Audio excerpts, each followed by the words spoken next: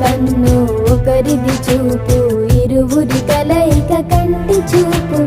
ఒకరిది మాట ఒకరిది భావం, ఇరువురి కదలిక కదిపిన కథ ఇది ప్రేమ.